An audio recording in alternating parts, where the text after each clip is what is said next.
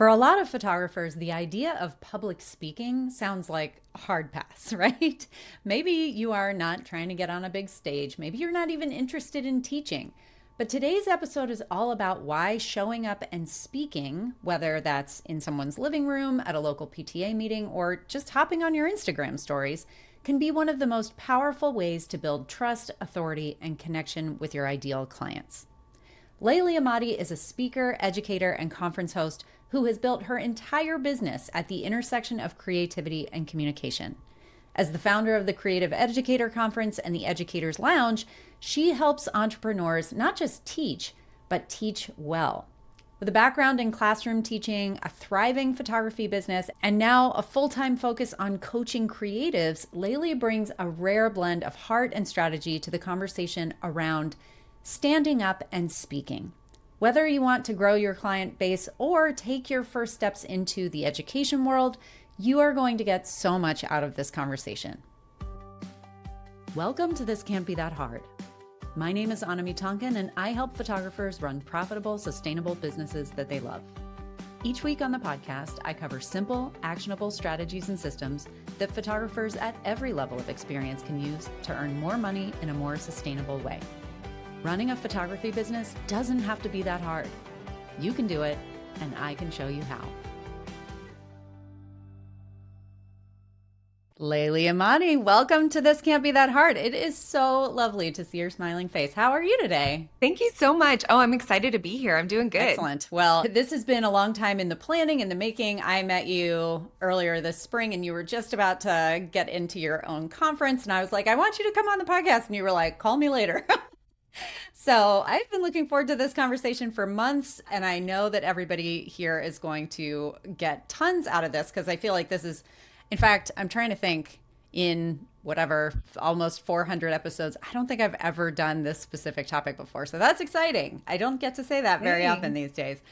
But before we launch in case there's anybody listening who doesn't know you and might not know your story, even if they do know you, let's back up a little bit and talk about how you came into the space that you're currently in. Yeah. Oh my gosh. I'm sure there's so many people who have never heard of me before. So, well, we're going to change that today. Like I said, I'm so excited to be here and I loved meeting you. And thank you for your patience because I was straight up drowning. I was like 2 weeks out of like having to host my own conference when we met at Reset, and it was wild. But I'm so happy to be here. I was a photographer for a long time, but before that, I was actually a high school teacher and curriculum designer for our school district, and I loved teaching. I was definitely not the teacher who took up photography in order to retire. Like, I know that's a really, really big thing, and I totally get it. Like, I understand having been a teacher for a long time, I get the appeal, but that for me, not only was I a teacher, I was also the campus dance director and coach. And so for me, it was like, I am a career teacher. That's what I'm going to be doing. But I'm one person. So I, of course, like casually burnt out. And after running my photography business and teaching, I realized like one of me, not very many hours in the day. And I took a leap of faith and became a full-time photographer. And then from there, my two loves and passions just kind of collided, which were photography, the creative industry, and running a business, plus teaching. I had so many people ask me, how do you grow your business? How do you become a better photographer? How do you become a better business owner? And so I started teaching on that. And through that, I realized in the creative industry, so many people are teaching and speaking and getting on stages and conferences, and they're just doing a terrible job, but it's not their fault. Like, this is the thing, is that it wasn't like, I didn't come into this thinking like, wow, these are terrible people. It was like, wow, these people have so much to offer, but we're not taught how to teach. Teaching is a skill. So anyway, long story short, that's kind of what brought me to what I do today, which is teaching creative entrepreneurs how to teach what they know, how to monetize it, how to make impact, how to do it well and ethically and impactfully, and not a lot of smoke and mirrors, like actually understanding how to convey what's in their brain to the other people in the industry. And it's been a wild journey, but one that I love. And yeah, that's kind of how I got here. Well, and I love that. And I love that you raised this concept of, teachers or rather photographers who have a lot of information but don't necessarily have the tools or the like built-in skills to share that. I talk a lot about writing and how important writing is, the written word is in communicating value on your website and in your emails and everything that you do, blogging, all the different ways that we communicate with people, and how important that is. Even though we want our photos to just sort of speak for us, they don't do as good a job as we want them to, especially when it comes to actually getting people to come and book with you. And I feel like speaking takes that to the next level. It's like once you get to a point where your website is communicating reasonably well and your social media is, you've got like a voice and an idea of what it is that you want to communicate. The next level is really trying to figure out how to get that word out there.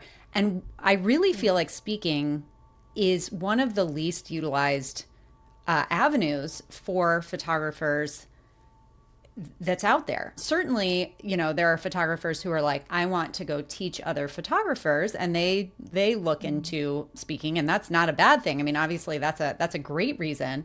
But I really do feel, and one of the reasons that I'm so excited to have this conversation today is that this is something that can be available to any photographer. And, speaking gigs do not need to be instructing other photographers. It can be something that you're doing in a local capacity. So, yeah, so let's kind of start there. Let's start with the person who's like about to tune out because they're thinking, oh, I'm not really interested in speaking because I'm not trying to get into the education world. How can someone who's not interested in getting into photography leverage speaking as a tool in their marketing or any other sort of way? Yeah, I mean, I love the way that you kind of queued up this question. Honestly, I completely agree that speaking is super, super undervalued within the photography community because we want our art, we want our work to, like you said, to speak for itself. And even then, we look at Instagram captions, reels, hooks, and things like that. And you think, well, I don't need to do like a quote unquote talking head video as a photographer on a reel because nobody cares. Like, I don't want to, give tips and tricks to other photographers. So I'm not going to show up and speak to my potential clients. But honestly, there is so much to be said when you have a personal brand for the connection that can happen between a potential client and the photographer on a personal level. Like I remember, this actually speaks to what you said as well about writing being super important. I remember one of my highest paying brides when I was shooting weddings, she told her planner, it was one of those brides that like wouldn't, like her planner wouldn't let her talk to me Oh, herself. right, Like, right. The gatekeeper. you know what I mean? Yep. Yes, I was like, this is so weird, but okay. So the planner reaches out and she's like, well, I recommended several other photographers, but this bride really wants you because she heard you talking about your love for Bloody Marys and she's a day drinker. Oh my Like God. what? I Okay. wonder how It was that wild. bride would feel about that being the first thing that the planner introduced her as. Literally it was insane, but I was like, I love this for me. Yeah. Like obviously ideal bride, ideal client. Like let's go. But it was one of those things where it was like if I hadn't spoken about that and I mean yeah, it was on my website, but she's not going to go on my website. I think she saw like stories that I had done talking about like my top 5 Bloody Marys in Right. Dallas. You know what I mean? Like these are things that yes, it's content, but it's mostly I think in like the delivery that she thought you seem like someone that I could be friends Right. with. So that's one kind of thing to think about as a photographer who has no interest in teaching or speaking is like how are you communicating? Because to me speaking is not just standing on a stage. It's any platform you have, that's your stage in that moment. Same thing as when I would donate to local, I don't know, like I don't know if you're a photographer out there who maybe gets hit up all the time for, fundraisers at high Right. schools that are like, can you donate a session? I would do that all the time because I love giving back to my community. But I would go to those fundraisers and I would speak to the people there and connect with the people there, network. But I didn't think of it as networking. I was just speaking on my own behalf of why it was important to me. And every so often a mic would get handed to me. And sometimes it was just at the tables at the silent Sure. auction. And so I think speaking gets this rap of like quote unquote public speaking from a Right. stage, but there's so much more to it, and I'm so much more potential to grow your business with. Yeah. Anybody who has listened to this show for any period of time has heard me talk about one of the sort of best marketing strategies that I ever employed in my photography business was creating this little like how to use your DSLR. This was, a while ago still. So mirrorless was like a brand new thing. But all these moms had good cameras. They didn't, they were just using them on auto or program mode. And I put together this little 3 hour, I called it Cameras and Cocktails, and we would get together and I would just like show, it was like 8 people. So it was just fun and very chill, but it put me in that sort of speaker role. It was not up on a stage. We were sitting around in somebody's living room typically, but it gave me that sort of, when the room went quiet, I was the one who started talking because I was sort of the leader and the organizer. And it put me in this position where those people, even though I wasn't there to sell, like 8 times out of 10 would come back and hire me at some point in the next couple of years because we got to know each other. And it was just a fun way to sort of connect and build that sort of trust and authority. So I'm a big fan of speaking, even if you don't consider yourself to be like a stand up on the podium and speak kind of a person. Yeah, 100%. I love that. I can relate to that so much. I feel like I love that Cameras and Cocktails is really cute. I feel like that is the perfect example. And knowing that what you said about building trust, like that these days, I mean, at any point, it's always been important, but I do think it's like exponentially more important right now where we're at in the industry, that to stand out, you've got to build trust. You've got to build it fast. You've got to build connection. And the know, like, and trust, it is an ongoing effort, but a great shortcut is absolutely understanding how to communicate and where to step in as that like leader within your community, within your business, really. And whether that means that you're an educator or not, I still think you can be a leader as a photographer and as a business owner. And that automatic credibility goes a long way, especially in a day and age where there's so much content overload online.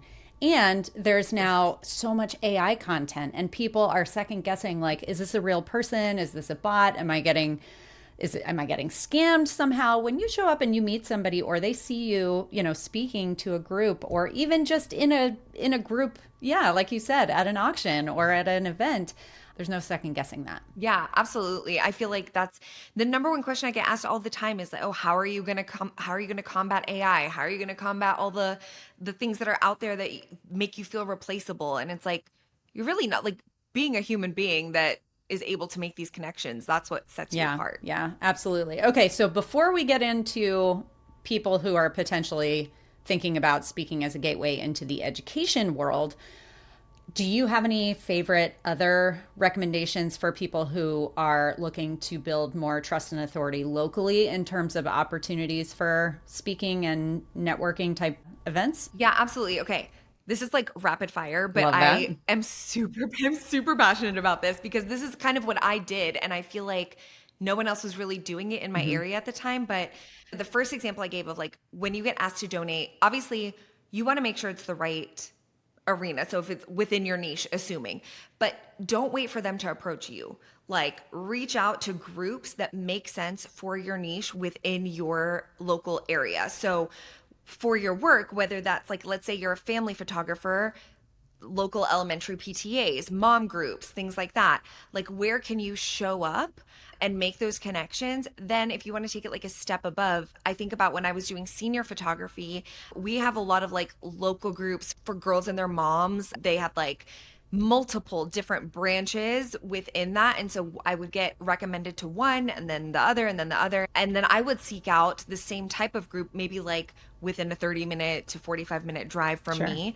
and ask if I could come and like talk to the girls, or, it's again, like, it's not as much of like pitching yourself, because if this is really just truly kind of trying to connect within your industry. And then I would also say local networking groups, like your local business networking groups, a lot of like chamber of commerce, women's associations, like kind of think like on the more of like the old school, I guess, of like what small business ownership and entrepreneurship where those people with brick and mortars are hanging out, making those connections there and contributing something that's helpful. Because even if you're not an educator, you typically know something that could be helpful to the people who are also your peers. Let me take one little segue.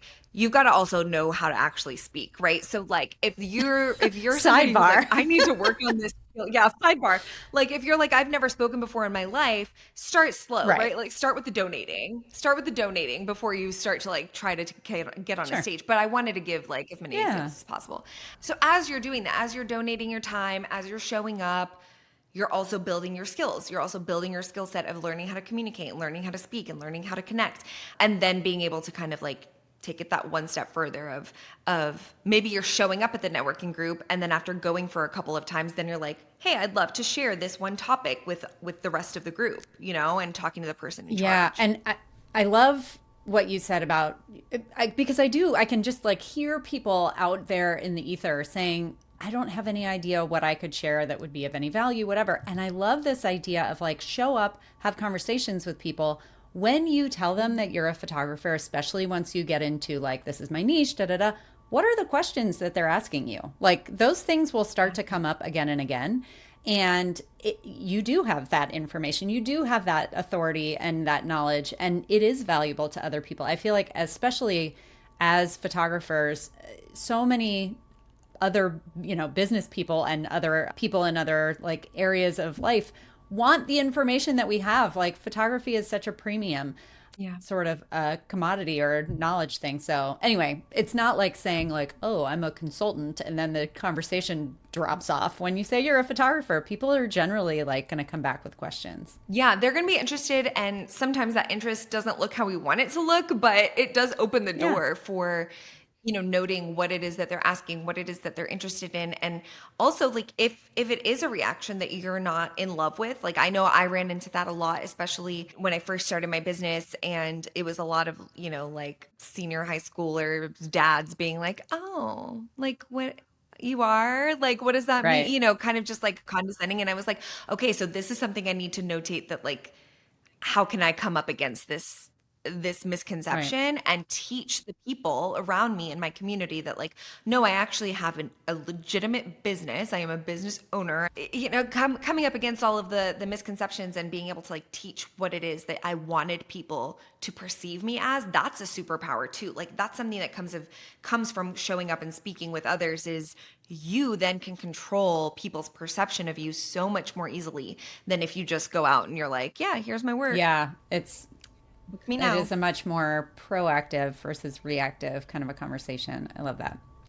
Yeah. Okay, so now let's take a few minutes and talk about the sort of importance or like opportunities that speaking can give to someone who is interested in building an education wing of their business or brand, whether that's within the photography community or business in general or anything else really. Yeah, I mean, there's so much that comes from taking the stage, like whatever that looks like for you, whether it be virtual, in person, whether it's a podcast episode or interview or conversation like this one, or going to a conference and being a speaker, breakout, keynote, whatever you end up at. The opportunities, I think, for people who are willing to become really great speakers and then take what they've learned and share with others, the doors that open are kind of insane. And it's one of those things where it's like, I would encourage anybody who's considering this to take a look at what they want the outcome to be before they start on their journey. So like, if you want the outcome to be that you are the go-to photographer, industry expert in X, Y, and Z, like in whatever your niche is, then you need to start thinking about like, okay, so what message is important to me? What makes sense for me to start sharing about? And how can I share that? In what platform can I share that? In what type of speaking can I share that? Is it that I need to start a podcast or a YouTube? Maybe you're better in person than you are virtually. Like being able to kind of sit and reflect on what you want the outcome to be before you start is going to help narrow down the possibilities and the opportunities that are going to come your way. Because typically what happens is it's like, it tends to be one of those things where it's like a slow start for almost everybody. And then really quickly, a lot of things start coming your way, and you kind of have to be discerning on like, oh, what opportunity do I actually want to come of this? So I always like to say, like, beat that, like, beat it to the punch, like, figure out what you want out of it before you start actually, like, approaching. Yeah, and it to use a sort of comparison that I think a lot of photographers can can understand and sort of cling on to. When you first start in photography, everybody says, "Oh, you should niche down, establish your niche, find your niche." And so many people are like, "But what if nobody hires me because I've, put myself in this tiny little box?" And the truth is Yeah. that if you are really clear about what it is that you ideally want to do, other opportunities will come along. It just then, as more and more opportunities start to show up, gives you a much easier sort of filter to use to kind of reduce the the overwhelm. You can say, "Oh, this one makes sense, Yeah. this one doesn't. This one leads me closer to that goal that I'm aiming for. This one, is going to take me on too much of a side path." So there are a lot of photographers out there who are teaching and speaking and doing all that sort of stuff. And I know you have a ton of experience working with creatives in general, but with a lot of photographers specifically. I know because before I ever got to meet you, I knew all about you from a ton of my friends who love your conference and love what you do. But I would be super interested to hear your take, and you kind of hinted at this earlier, on like what makes the people who are good good and where do a lot of people who are trying to get into that get stuck and tripped up? Yeah, yeah, absolutely. I mean, I think one, just having been a photographer myself, you're right. I work with a lot of photographers and I love it because I obviously like have walked the Sure. path that they're walking. But I think one, before I say anything, because I am a pretty, I mean, I like to say I'm kindly blunt, like, but I will say the things. I will say anybody who is interested in pursuing education, I don't want them to hear this and think like, oh, well, I don't want that to be me, so I'm not even going to Right. try. That is the opposite. My entire livelihood is based on hoping that people want to become educators and Sure. helping them do it well. But there are a lot of people out there in the photography industry who similarly to I would say draw the parallel to your photography business. If you come in right off the bat charging prices and expecting outcomes as somebody who's been in business for 5 to 10 years, obviously you're going to disappoint some people. There is an entire skill set to be learned when it comes to being a really good speaker or teacher. There are, just in the same way that there is an entire skill set to be learned as a photographer and an artist. I think that the pitfalls, the things that people get stuck on is when they try to jump from point A to point Z instead of doing all the hard work in between. Right. And listen, like, I get it because we see in our industry, in social media, we see the quick successes or what we Right. perceive as the quick successes of other people, and we think, oh, well, they've only been doing X, Y, and Z for 2 years, so clearly I will too. But we don't have the whole Sure. story, y'all. So like, maybe their students are not thriving, and in a year from now their trust level is going to be at zero because then they've gained the reputation for not delivering for their students. I know so many amazing photographers who are incredible artists and have like the best work be the worst mentors Right. possible. Like, and it's not because they're bad people, it's because they don't know how to create transformations for their clients, and they just show up with no plan. They're like, yep, I'm going to charge you an arm and a leg to quote unquote pick my brain. Nothing comes from that session. And then those students, those people who have paid for coaching, are going and telling their friends, well, don't waste your money with Laylee. She don't know Right. anything. Like, she didn't help me at all.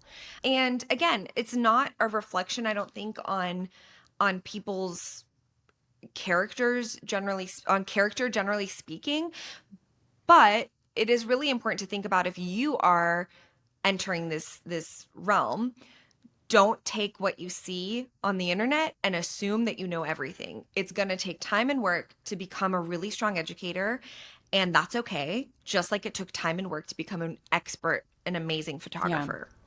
Yeah, and I think that by the same token that there are these people out there who do a really good job at, putting icing on the cake, right? So they're great at social media and maybe better than me, like way way better better than than me. me. We all know that Dana is the only thing that's making me look even remotely okay online. I guess my feeling there is there are a lot of people who know how to make it look good, but then you hear these horror stories about courses that have no content or like a retreat that was totally useless and they like barely showed up, whatever. On the flip Yeah. side, I know so many people who have so much to give and their heart is Yeah. absolutely in the right place and it's all about service and trying to kind of pay it forward and all those kinds of things. But the skill set that is required to promote that is its own special skill set, right? And I feel like Yeah. that's what I love about what you are bringing to the creative industry because you do. I mean, I got to actually see you speak, which I felt like was a hard thing to grab that seat at the conference that we went to. But it was like, yep, this woman nails it. Like, you know what you're talking about, you know what you're doing, can walk the walk. And I love that you have now created this entire sort of community of creatives who are learning to translate their knowledge and their expertise into something that is sellable, monetizable, that will help not only them, but also all of these future students of theirs. Well, thank you so much for saying that. That means a lot to me, honestly. But also, yeah, I'm just really passionate about it. I think when you are an educator and you have any kind of desire to share, and that's why I try really hard to always say, like, this is not a reflection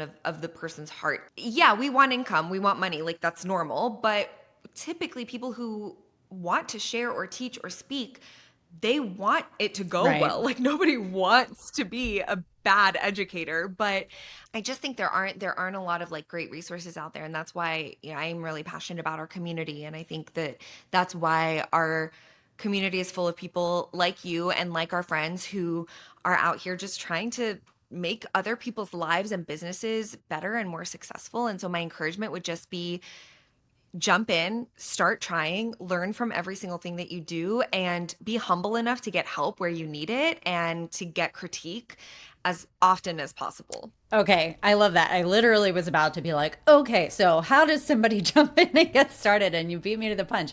If somebody is brand new to speaking and they have never, since they got into the photography world or like in this stage of their career, have never taken to the stage or taken to a podium or even had like a been on a podcast before or whatever, where do you have any like this is the first step, this is the baby step that you like people to kind of start with just to dip their toe in that water? Yes, I love this question because I have two things that I like to recommend. One is whatever platform you hang out on. So whether it's Instagram or TikTok or even your newsletter or for your email list, whatever it is, like don't go adding another like thing. If I use Instagram because that's where I Sure. hang out, but like start showing up on Instagram and sharing your face and sharing your voice, and don't put too much pressure on it, because the great thing and the bad thing, but the great thing about social media is like, I mean, it's just Yeah. fleeting. Like, it's fine. Just put it out Right. there. And if it sucks, delete it later. Like, it's not a big deal.